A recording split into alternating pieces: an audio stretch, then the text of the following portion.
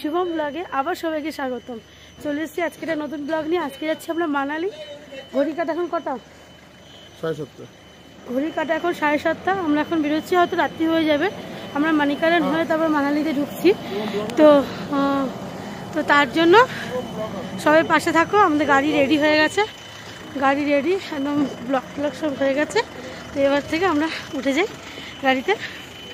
চলো, শুরু হলো আমাদের যাত্রা মানালির উদ্দেশ্যে। এবং আমরা পথে দেখে নেবো মনিকারেন। পেছনে অ্যাজ ইউজুয়াল বসে আছে শুভেন্দু সেন, মিস্টার সেন। আর এই যে মাঝখানে আবার তুমি নাক বন্ধ করছো কেন? তোমার আবার কি হলো?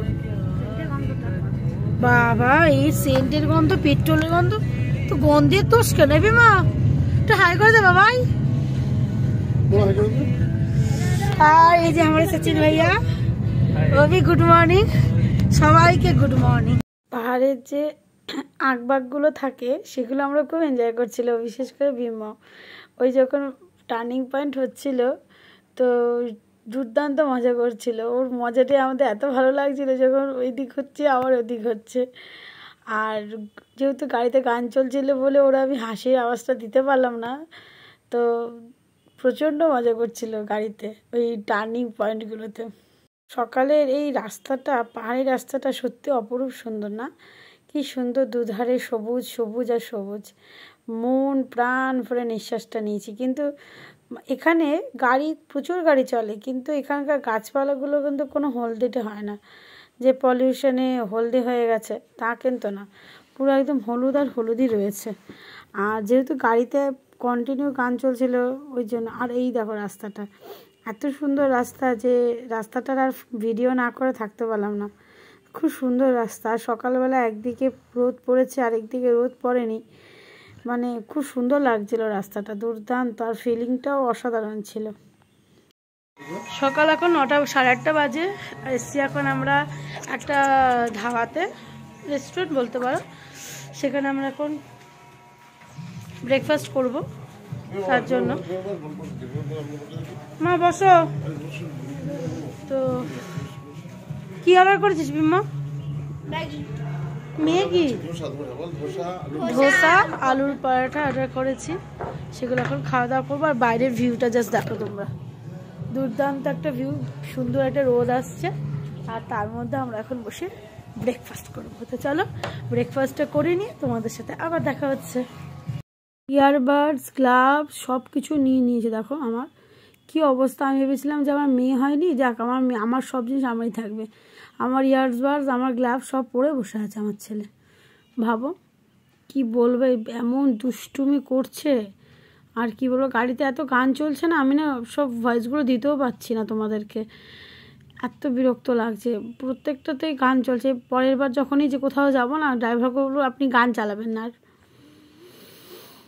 রাস্তাটা এত সুন্দর, আর এত পাশে দিয়ে ছোট ছোট বাড়ি আছে, ফ্ল্যাট মানে হোটেল আছে, আবার ছোট ছোট গ্রাম পড়ছে কোথাও কোথাও, আবার এমনি পাহাড় রয়েছে। কিন্তু আমরা তো ওপরের দিকে উঠছি, রাস্তাটা খুব সুন্দর হচ্ছে। ঠান্ডা কিন্তু তখন আমাদের প্রায় 13-14 ডিগ্রি ছিল সকালবেলার দিকে। আমরা যখন সকালে সিমলা থেকে বেরিয়েছি তখন কিন্তু টেম্পারেচার ওই মোটামুটি 7-এর কাছাকাছি ছিল, 7। ঘড়ি কাটায় তখন প্রায় 10:30 বেজে গেছে। আমরা মাঝখানে একটু হল্ট দিয়েছিলাম, ব্রেকফাস্ট করেছি, তোমরা সবাই দেখেছো। তো মোটামুটি আমরা এখন 2 ঘন্টার মতো, 2-2.5 ঘন্টার মতন আমরা জার্নি করছি অলরেডি। আমরা এখন মান্ডির কাছাকাছি চলে এসেছি। কিন্তু এখানে টেম্পারেচার কিন্তু বেশ গরম ছিল বন্ধুরা, মান্ডিতে টেম্পারেচার বেশি গরম ছিল। তো রোদ্দুরটাও প্রচুর পড়েছিল। এবার মানালিতে গেলে বুঝতে পারবো ওখানকার টেম্পারেচার কত আছে। সতলুজ নদী আমরা পার করলাম, সতলুজ নদী। আমাদের সাথে সাথে তো हमारे साथ साथ तो चलेगा, हमारे साथ ही तो चलेगा ना सतलुज नदी। सतलुज चलेगा कि ब्यास आ जाएगी? हाँ ब्यास आ जाएगी। আমরা এখন এই ব্রিজটা কভার করে দুদিকে দুটো হাইওয়ে পাবো। ডান দিকে যেটা চলে গেল মেন মান্ডির দিকে, আর বাদিকে চলে গেলো চণ্ডীগড়ের দিকে। মানে আমরা যেদিনকে ফিরবো মানালি থেকে, এখান থেকে সেদিনকে আমরা এখান থেকে এই সোজা রাস্তাটা ধরে চণ্ডীগড়ের দিকে যাব। এই মানালি আমরা যেখানে এখন আছি, এখান থেকে মানালি এখনও দেখাচ্ছে 145 কিলোমিটার। নর্মালি মানালি যেতে আমাদের ম্যাপে দেখাচ্ছিল 6.5 ঘন্টা মতো লাগবে, বা মানিকারণ হয়ে গেলে সেটা 8-8.5 ঘন্টা লাগবে। তো আমরা যেহেতু মানিকারণ হয়েই যাব, কাসল হয়েই যাব, তো তার জন্য আমাদের অলরেডি মোটামুটি রাত 8টা বাজবে। এখনও 145 কিলোমিটার। আগের রাস্তাটা যেটা দেখলে না, যদি খেলা দেখছো, ওটা সুন্দরনগর ছিল। আগের রাস্তাটা আরো সুন্দর ছিল, দেখেছি সুন্দরনগর ড্যাম।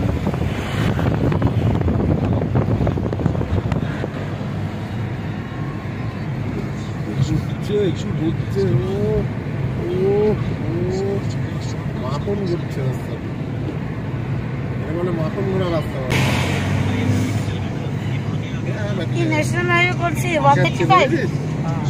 हाँ नेशनल हाईवे NH3 है। NH3। अच्छा, আমরা এখন NH3 তে ঢুকে গেলাম। দেখো আমাদের কন্ট্রোল ড্যাম ব্যাস নদীর উপরে।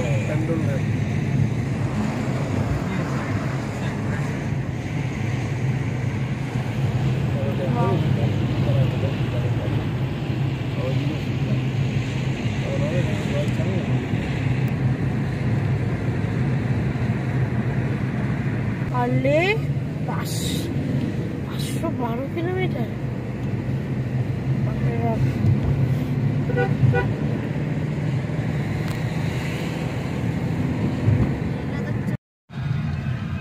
क्या टनल है? टनल का नाम है सिया टनल। टनल रेडी हो गया है, तैयार हो रहा है क्या? नहीं, बहुत पुराना है। लाइट नहीं लगी है। ओह, लाइट नहीं लगी, साल पुराना है।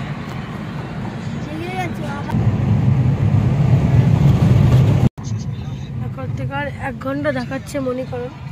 1 ঘন্টা ঠিক না, ওই 1 ঘন্টা, পুরো 1 ঘন্টা, ওই 1.5-2 ঘন্টা দেখাচ্ছে। এখান থেকে মানালি বলছে 59 আর 90। বাট আমরা তখন মনিকরণ যাবো, তার জন্য সময় লাগবে। 35।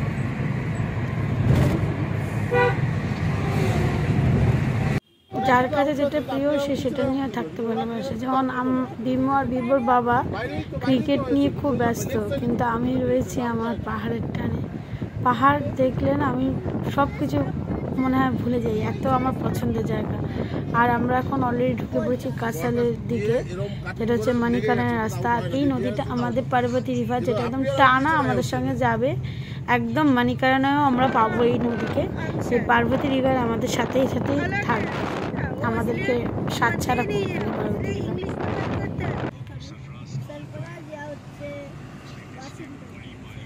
সারপ্রাইজ কে আগে নামাতে পারতো, কোহলিকে পরে নামাতে পারতো। আর কোহলির জায়গায় সারপ্রাইজকে নামাতে পারতাম, পান্তের জায়গায় পান্তি বাঁচিয়ে রাখতে পারতাম। होना तो चाहिए, मैं तो 100% सपोर्टिव हूँ। सब बर्फ वगैरह पड़ जाएगी ना। हाँ, ये पर भी बर्फ पड़ता है। नहीं, मनाली में। मनाली में तब गाड़ी पहले मणिकरण होके जाती है। ओके। जाम, पूरे रोड में जाम ही जाम। ছিলাম না বন্ধু যে আমাদের এই নদী আমাদের সাথ ছাড়লো না। এই দেখো কিছুটা সময় রাস্তা থেকে অনেকটা নিচুতে ছিল, মানে আমি মোবাইলে ঠিক আনতে পারছিলাম না। তো আবার দেখো আমাদের আবার পাশে চলে এসেছে। কি অপূর্ব না, খরস্রোতা শান্ত একটা নদী পাশ দিয়ে বয়ে চলেছে, অপূর্ব অপূর্ব।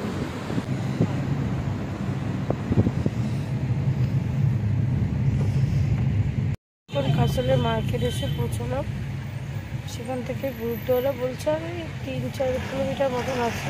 এটা তো বেশ ভালোই একটা মার্কেট রয়েছে, আগে পিছিয়ে অনেক হোটেলস রয়েছে, ক্যাফে রয়েছে, সুন্দর মার্কেট, রেস্টুরেন্ট, হোটেল সব কিছু রয়েছে। কেউ যদি এখানে এসে থাকতে চাও তাতে কোনো থাকার কোনো অসুবিধা হবে না, এবং জায়গাটাও কিন্তু খুব সুন্দর, 1 রাতের জন্য থাকাই যেতে পারবে। চলে এসেছি আমরা মণিকারণে। এখানে আমাদের গাড়ি ওখানে পার্ক করেছে পেছনে, এখান থেকে আমাদের একটু হেঁটে যেতে হবে, গিয়ে আমরা মানিকারান দেখি, তারপর তোমরাও থাকো সঙ্গে। ইমিডিয়েটলি আমরা পৌঁছে গেছি মানিকারানে। মানিকারানে আমরা এখন মানিকারান বিচের মধ্যে দাঁড়িয়ে আছি, গুরুদুয়ারা। আর অপরূপ সুন্দর বিচ। তো আমরা এখানে ঢুকছি।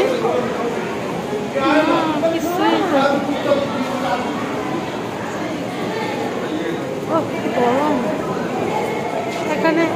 এইটার মধ্যে ঠান্ডা জল মেশাতে হচ্ছে, ঠান্ডা মেশাতে হচ্ছে।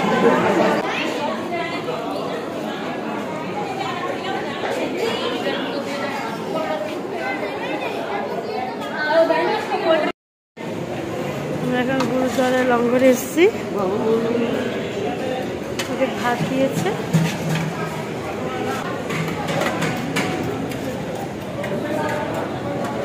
মণিকরণে এসেছি, গুরু সাহেব দিয়ে মণিকরণে এসেছি ওখানে প্রসাদ দিতে। প্রসাদ নিতে এসছি আমরা। কি আছে আমার চামচ তোমার কাছে?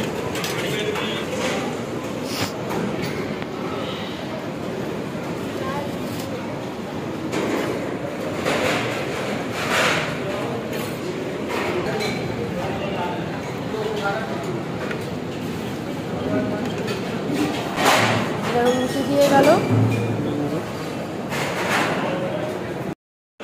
চা নিয়ে নিয়েছি, আর সঙ্গে বিস্কুট ছিল, বা বিস্কুটটা আমি নেইনি, চাটাই খাচ্ছি, যেহেতু ভাত নিয়েছি তার জন্য চাটাই খাচ্ছি। পুরো চা খাচ্ছ? চা খাচ্ছ? দারুণ লাগছে বলো চাটা ঠান্ডার মধ্যে।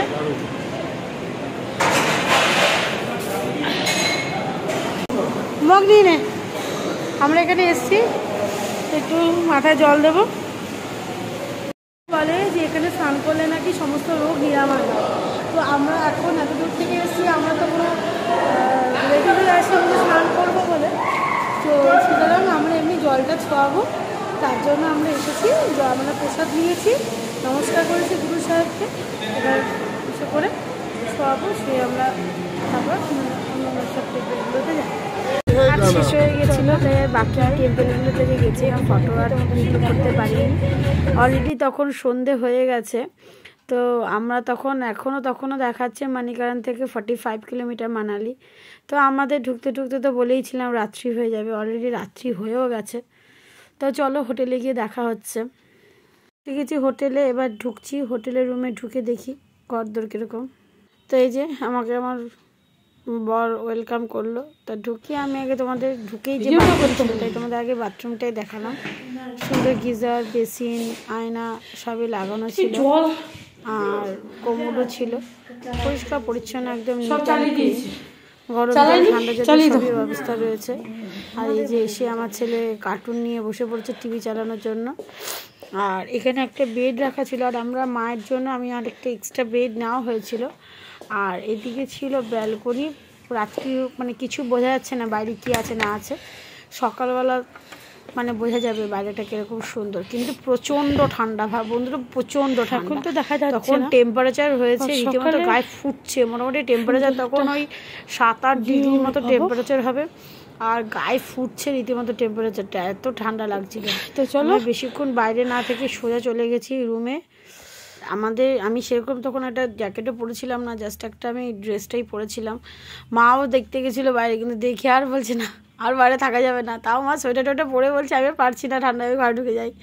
তো এবার আমরা তাড়াতাড়ি বলবো আমাদের ডিনারটা দিয়ে দিতে। অলরেডি তখন 8টা বাজে। তো ওরা বললো ঠিক আছে 9টার মধ্যে ডিনারটা দিয়ে দেবে।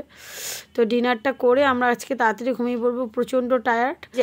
মানে ইসের থেকে সব থেকে মোটা জ্যাকেটটা বার করেছি যে আমি আর থাকতে পারছি না। আর ওকে অবস্থা দেখো পুরো একদম ঢেকে ঢুকে রয়েছে। আর আমি না ঠান্ডাটা নিতে পারছিলাম না, হঠাৎ করে এত ঠান্ডা লাগছিল। আমাদের ডাইনিংয়ে খেতে ডেকেছে, মানে আমি আর মানে খেতে হবে তাই গেছি, মানে খাওয়ারও ইচ্ছা ছিল না, এত ঠান্ডা লাগছিল।